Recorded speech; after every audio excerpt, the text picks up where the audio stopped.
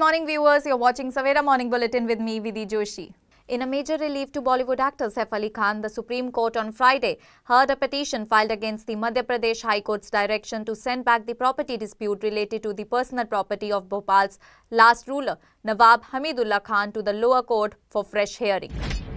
The Defence Ministry has categorically denied media reports claiming that India has paused talks on defence procurements from the United States in response to the recent tariff hike by US President Donald Trump. The ministry labelled the report as false and fabricated, asserting that procurement cases are proceeding as per standard procedures. Leader of opposition in the Lok Sabha and Congress leader Rahul Gandhi on Friday launched a sharp attack on the Election Commission, criticising it for asking him to submit an affidavit under oath in response to his recent allegations. The Income Tax Bill 2025, which was first introduced in Lok Sabha on February 13, has been formally withdrawn by the centre. However, a revised version incorporating most of the recommendations of the Select Committee chaired by Bajayant Panda will reportedly be introduced on August 11. Union Home Minister Amit Shah on Friday launched a sharp attack on the leader of opposition in Lok Sabha and Congress MP Rahul Gandhi ahead of the upcoming Bihar Assembly elections, accusing him of appeasement politics. Shah accused them of compromising national security for vote bank politics. He also said bomb blast shook the country and terrorists fled to Pakistan without fear or consequence during the Congress era. Prime Minister Narendra Modi on Friday spoke to Russia President Vladimir Putin amid Trump tariff blitz and invited the Russian president to visit India later this year. On the phone call, President Putin briefed PM Modi on the latest developments concerning Ukraine. Union Home Minister Amit Shah laid the foundation stone for the redevelopment of the Ma Janaki temple in Bihar, marking a significant step towards enhancing religious tourism in the region. In a major crackdown on abuse and harmful activities, WhatsApp banned over 9.8 million accounts in India during June, with nearly 1.98 million removed proactively before any user complaints, the company revealed in its latest India Monthly report. The Supreme Court of India on Friday decided to temporarily suspend the Uttar Pradesh government's 2025 Shri Banke Bihari Temple Trust Ordinance, which had effectively assumed control of the temple's management at Mathura Vrindavan. The court agreed to transfer the related petitions challenging the ordinance to the Allahabad High Court for further adjudication. There is a decline in the stock market on 8th August. Sensex has fallen by about 500 points and is trading at the level of 80,200. Nifty has also fallen by about 150 points. It is trading at the level of 24,450. Ahead of upcoming Independence Day celebration, security agencies have intercepted a drone near the India-Pakistan border in Rajasthan's Jaisalmer district. The drone was recovered from an uninhabited area in the sector south, just 20 km from the border, on Thursday evening. China on Friday said that it welcomes Prime Minister Narendra Modi's participation in the Shanghai Cooperation Organization summit that is scheduled to take place in Tianjin later this month.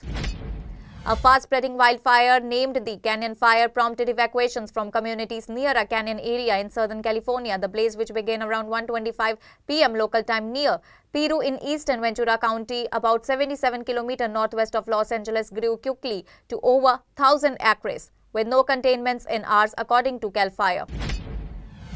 Cambodia and Thailand have agreed to permit the Association of Southeast Asian Nationals to oversee the ceasefire that reached late last month to end hostilities in a disrupted border region.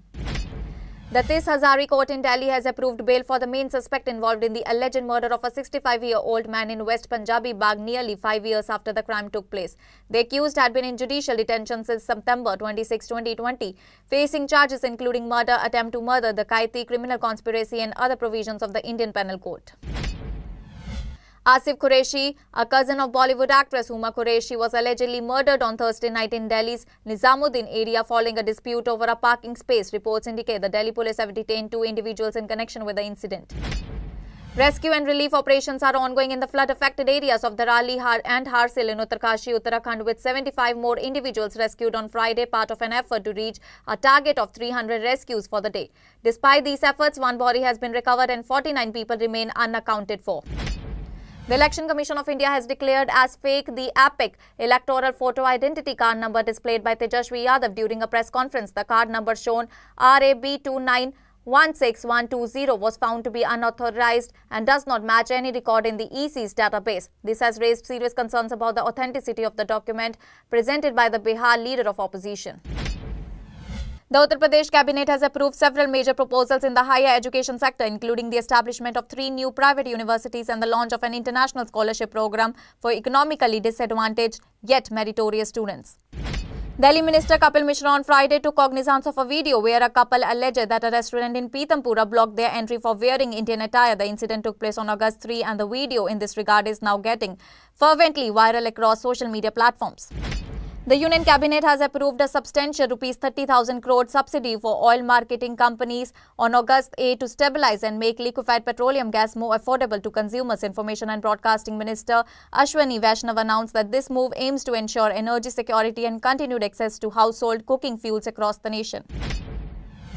At least 10 people have died and 33 others went missing as flash floods hit Yuzhong County in China's northwestern Gansu province, Chinese state media reported. U.S. Secretary of State Marco Rubio has claimed that the United States directly got involved when India and Pakistan went to war and that President Donald Trump helped broker the truce between the two nuclear-armed neighbors. Since May 10, either Trump or his officials have repeatedly claimed that the United States played a key role in establishing peace by threatening India and Pakistan over trade deals. US President Donald Trump on Thursday ruled out trade talks with India until a dispute over tariffs is resolved. This comes days after his administration imposed an additional 25% tariff on Indian products over New Delhi's purchase of Russian oil. Israel Prime Minister Benjamin Netanyahu sparked a controversy after he said that he wants to take control of all of Gaza in a bid to destroy the Palestinian militant group Hamas. However, the Israel premier said he does not want to keep it and will eventually hand it over to the Arab forces. The Dedicated Freight Corridor Corporation of India Limited, a public sector undertaking under the Ministry of Railways, achieved yet another milestone on Friday by fully commissioning its Ahmedabad unit. 6 people, including 5 members of a family, were killed on the spot when their car fell 500 meters down into a gorge in Himachal's Chamba district, police said on Friday. A tragic accident on Gujarat highway near Haripur village took 4 lives, including 2 teens, after a container truck drove on the wrong side and crashed into another truck and a car. Both vehicles caught fire and all the 4 victims died from burn injuries. The Supreme Court on Friday rolled back its extraordinary August 4 directive that had barred an Allahabad High Court judge from hearing any criminal cases for the remainder of his tenure and ordered him to sit with a senior colleague to learn the nuances of law. Tensions gripped the forested region of Saranda in West Singhbum district after an improvised explosive device blast injured 2 Cobra jawans during an ongoing anti-Naxal operation on Friday morning. The Pakistan Cricket Board has provisionally suspended batsman Haider Ali following his involvement in a criminal probe by Greater Manchester Police. The investigation relates to a rape allegation during the Pakistan Shaheen's recent UK tour. The chief executive of Intel, Lip Bhutan, defended his commitment to the US chipmaker and its employees in a statement, hours after President Trump made an extraordinary demand for his resignation. The Calcutta High Court on Thursday did not pass any interim order in a petition against a proposed protest rally near the West Bengal State Secretariat, Nabana, on August 9. Protest has been erupted in Bengal over delayed justice. Former India spinner Ravichandran Ashwin, who was bought by Chennai Super Kings in the mega auction before the Indian Premier League 2025 season, has decided to part ways with the 5-time champions Chennai Super Kings. A video then went viral on social media platforms showed a couple claiming they were denied entry into Pitampura restaurant because the woman was dressed in a traditional Indian attire. The man alleged that guests wearing Indian clothes were turned away while others in less clothes were allowed inside without issue. Allegations of misbehavior by the restaurant manager and disrespect towards Indian culture also surfaced in the footage, fueling widespread condemnation online. However, Delhi's Tubata restaurant owner has clarified that no dress code has been restricted